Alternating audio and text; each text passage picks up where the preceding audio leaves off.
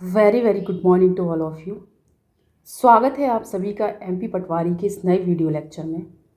आज हम हिंदी का क्वेश्चन पेपर सॉल्व करने वाले हैं। बहुत ही इम्पोर्टेंट वीडियो लेक्चर है, इसलिए वीडियो को अंत तक ज़रूर देखें। और हाँ, जो भी इस चैनल पर नए हैं चैनल को ज़रूर सब्सक्राइब करें, क्योंकि एमपी पटवारी से रिलेटेड ऐसे ही वीडियो आपको इस चैनल पर मिलती रहेंगे। तो चलिए आज की क्लास स्टार्ट करते हैं। पहला प्रश्न है, भारतीय संविधान द्वारा रिक्त स्थान भाषाओं को मान्यता प्रदान की गई है। भारतीय संविधान की 8वीं सूची भारत की भाषाओं से संबंधित है। इस अनुसूची में 22 भाषाओं को शामिल किया गया है।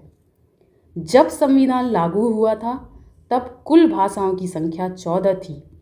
धीरे धीरे भाषाओं को ऐड किया गया और अभी कुल 22 भाषाएं हैं। 14 भाषाएं जो थी वो कौन कौन सी थी? हिंदी, दूसरी संस्कृत, तीसरा है उर्दू, बंगाली, उड़िया, मराठी, गुजराती, पंजाबी, असमिया, कश्मीरी, कन्नड़, मलयालम, तमिल और तेलुगु। इन 14 भाषाओं को 1950 में शामिल किया गया है। 15वीं भाषा है सिंधी। सिंधी को 1967 में शामिल किया गया है। नेपाली, मणिपुर और कोंकणी इन भाषाओं को 1992 में शामिल किया गया है। और बाकी की जो 4 भाषाएं हैं, बोडो, डोगरी, मैथिली और संथाली, इनको 2003 में शामिल किया गया है। इस तरह 22 भाषाएं हैं जिनको भारतीय संविधान द्वारा मान्यता प्रदान की गई है। यहाँ पर चारों ऑप्शन गलत हैं। इसका सही उत्तर है भारतीय संविधान द्वारा 22 भाषाओं को मान्यता प्रदान की गई है। तो चलिए आगे क्वेश्चन सॉल्व करते हैं। जब दो समान व्यंजन आपस में मिलते हैं तो उन्हें क्या कहते हैं? जब दो समान व्यंजन आपस में मिलते हैं तो उन्हें द्वित्व व्यंजन कहा जाता है। द्वित्व व्यंजन में पहला व्यंजन स्वर रहित होता है और दूसरा व्यंजन स्वर सहित होता है। द्वित्व व्यंजन की उदाहरण जैसे मक्का, पक्का, चम्मच, गप्पू आदि। का, चा, टा, ता, पा वर्ग के दूसरे व चौथे वर्णों, जिन्हें महाप्राण भी कहते हैं, का द्वित्व नहीं होता है। कहने का यही मतलब है कि खा के साथ खा, घा के साथ घा आदि का प्रयोग नहीं होता है। जैसे मक्खी, ये सही शब्द है, लेकिन मक्खी ये गलत है। अगला प्रश्न, दो पदों के बीच में उचित विराम देना कहलाता है। दो पदों के बीच में उचित विराम देना संगम कहलाता है। ध्वनियों एवं शब्दों के बीच अर्थ को स्पष्ट करने के लिए इनके उच्चारण के बीच अंतराल रहता है। इसी अंतराल या गैप को संगम कहा जाता है। जैसे उदाहरण के लिए तुम्हारे, इसमें जब हम क्या करते हैं, माँ के बाद शीघ्र ही हा पर पहुँच जाते हैं, लेकिन जब हम लिखते हैं तुम हारे, तो यहाँ पर क्या है? गैप है। माँ और हा के बीच में क्या है? गैप है। जैसे हमने लिखा जलसा, तो जलसा का मतलब होता है उत्सव, लेकिन जब लिखा जल सा, ये क्या है? यहाँ पर गैप है, इसलिए इसका मतलब क्या हो जाएगा? जल के समान। तो ये क्या कहलाता है? संगम कहलाता है। अगला प्रश्न क्या है? शिक्षा रिक्त स्थान मनुष्य को ऊपर उठाती है। इस वाक्य में उचित निपात को बताना है।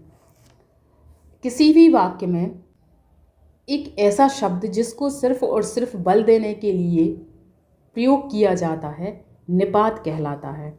यहाँ पर शिक्षा मात्र मनुष्य को ऊपर उठाती है, यही इसका सही आंसर है। अगला प्रश्न है, यदि आ या आ के आगे ई या बड़ा ई आए तो दोनों के मिलने से रिक्त स्थान बनता है। यदि आ या आ के बाद ई या ई आए तो दोनों के मिलने से ए बनता है। जैसे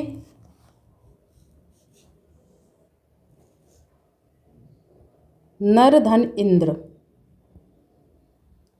यहाँ पर आ और ई इनके मिलने से क्या बन गया है, ए, जिससे ये क्या बन जाएगा, नरेंद्र। इसी तरह महा धन इंद्र,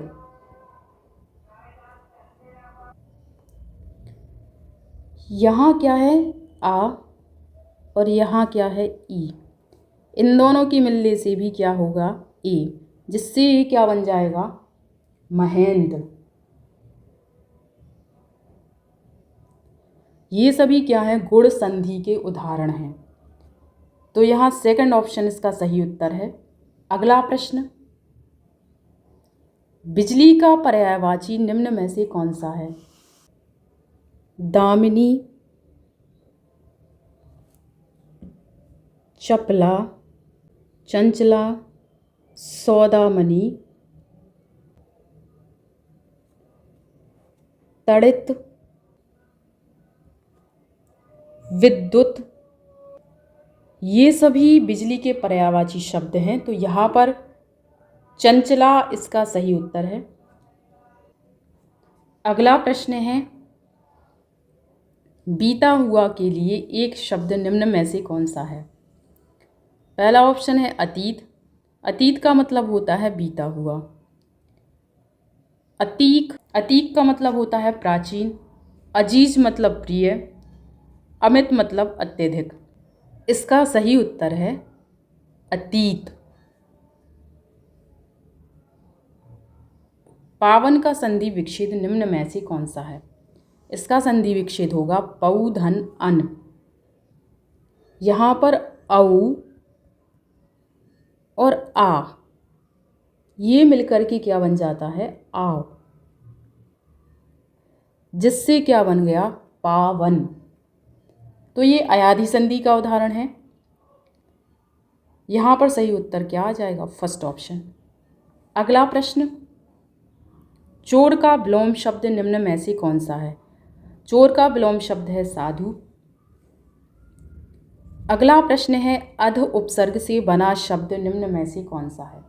अध का मतलब होता है आधा और अध उपसर्ग से बने शब्द हैं अधजला, अधपका, अधखिला, अधमरा।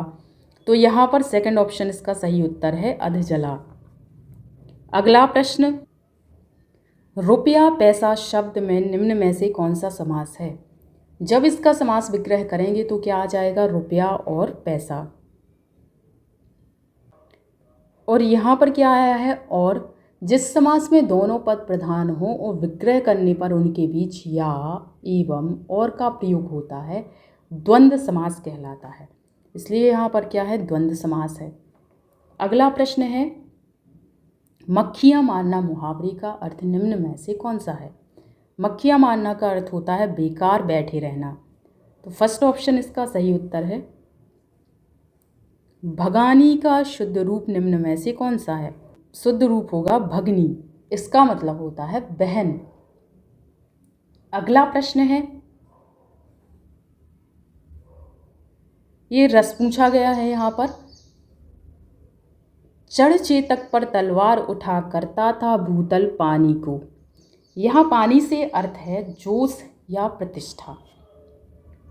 जब राणा प्रताप युद्ध भूमि में तलवार उठाकर चेतक पर सवार होकर युद्ध करते थे तो ऐसा लगता था जैसे वह अपने अंदर असीम शौर्य को धारण कर रहे हों।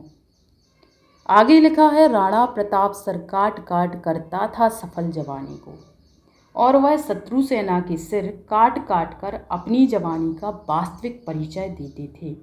इसी कारण वह सफलता भी प्राप्त कर रहे थे। युद्ध अथवा किसी कार्य को करने के लिए हृदय में जो उत्साह का भाव जागृत होता है उसे वीर रस कहते हैं। यहाँ पर वीर रस है और वीर रस का स्थायी भाव उत्साह होता है। अगला प्रश्न है, ये प्रश्न अलंकार से संबंधित है। सागर सा गंभीर हृदय हो, गिरि सा ऊंचा हो जिसका मन। यहाँ पर अलंकार पूछा गया है। सागर सा गंभीर हृदय हो, हृदय, हृदय की तुलना हो रही है किससे? सागर से। तो जिसकी तुलना की जाती है वह क्या कहलाता है? उपमेय। तो ये क्या है? उपमेय। और जिससे हो रही है उसे क्या बोलते हैं? उपमान।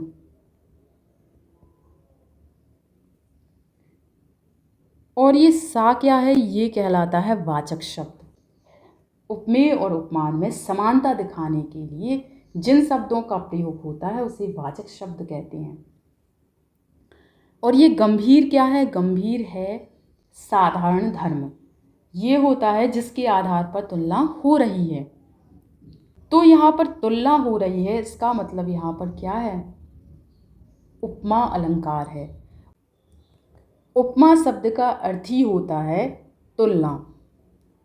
आगे भी लिखा है कि गिरि सा ऊंचा हो जिसका मन। यहाँ पर मन की तुलना गिरि से हुई है। यहाँ पर भी क्या होगा? ये उपमेय, ये उपमान, और यहाँ पर भी सा वाचक शब्द का प्रयोग किया गया है। तो जहाँ पर दो वस्तुओं या व्यक्तियों में अंतर होते हुए भी उनकी आकृति एवं गुण की समानता की जाए वहाँ उपमा अलंकार होता है। उपमा अलंकार के 4 अंग होते हैं: उपमेय, उपमान, वाचक शब्द और साधारण धर्म। ये उत्तर है उपमा अलंकार। अगला प्रश्न है, उपयुक्त विलोम शब्द चुनिए। अग्रज। अग्रज का अर्थ होता है पहले जन्मा हुआ या बड़ा भाई। तो इसका विलोम क्या होगा? अनुज। अनुज का मतलब है छोटा भाई। अगला प्रश्न है, निम्न में से शुद्ध वर्तनी वाला शब्द कौन सा है? शुद्ध वर्तनी वाला शब्द है ऐतिहासिक। अगला प्रश्न है, मालवा क्षेत्र में बोली जाने वाली भाषा निम्न में से कौन सी है? मालवी भारत के मालवा क्षेत्र की भाषा है। निमाड़ी, यह मध्य प्रदेश के निमाड़ क्षेत्र की बोली है। बड़वानी, धार आदि जिलों में निमाड़ी बोली जाती है। बघेली, बघेली जो है ये हिंदी की एक बोली है जो कि भारत के बघेलखंड क्षेत्र में बोली जाती है। और बुंदेली जो है यह बुंदेलखंड क्षेत्र में बोली जाती है। तो इसका सही उत्तर है मालवी। अगला प्रश्न है, अनेकार्थी शब्दों का सही जोड़ा है। आकाश, अंबर। अगला प्रश्न, पाप पुण्य निम्न में से किस समास का उदाहरण है? पाप पुण्य का समास विग्रह क्या होगा? पाप और पुण्य। तो जहाँ पर और या इन शब्दों का प्रयोग होता है द्वंद्व समास कहलाता है और इसमें दोनों पद ही प्रधान होते हैं। तो इसका सही उत्तर है थर्ड ऑप्शन। अगर आपको वीडियो लेक्चर पसंद आया हो तो लाइक करिएगा और शेयर करिएगा।